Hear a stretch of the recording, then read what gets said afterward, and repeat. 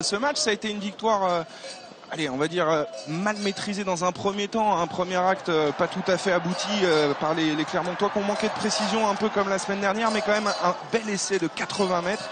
À l'initiative de cet essai, on va retrouver Camille Lopez, Jonathan Davis qui va sortir sur blessure, laissant sa place à Aurélien Rougerie, mais avant cela, il a quand même permis à Nick Amendanon d'inscrire un magnifique essai. Un geste de classe de Jonathan Davis avant qu'il se blesse, c'est vrai.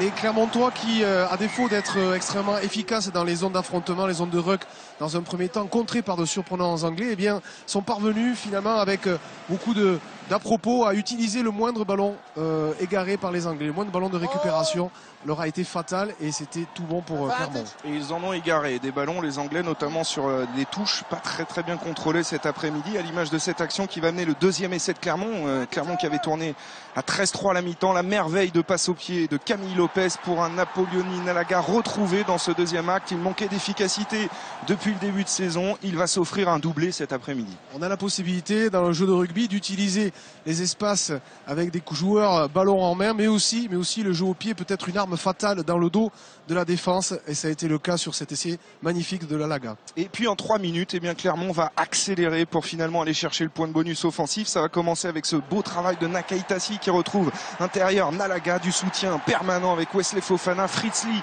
va être repris, mais qui va surgir à hauteur? Eh bien Napoleoni Nalaga pour inscrire un doublé. Son 25e essai en 32 matchs de Coupe d'Europe, c'est tout simplement incroyable. Napoleoni Nalaga au début de l'action et à la fin.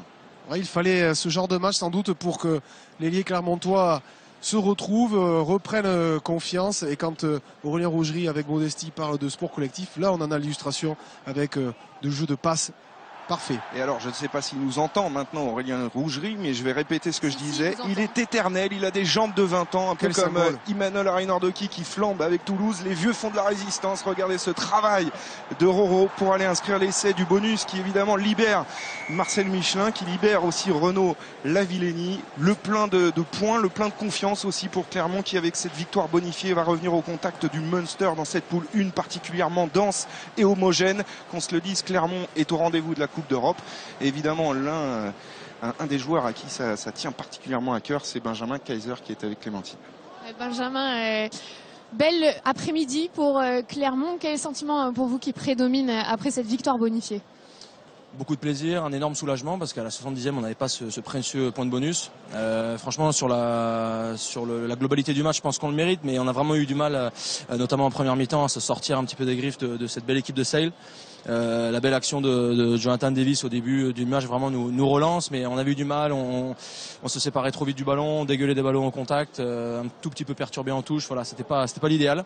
Mais voilà, avec beaucoup de solidarité, beaucoup d'abnégation, on allait chercher ce point de bonus ô combien important, quasiment à la sirène. Un petit mot sur la prestation de votre coéquipier Aurélien Rougerie.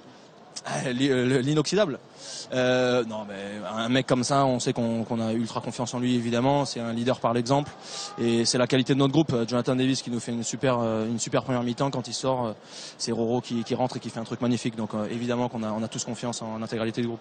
Merci Benjamin.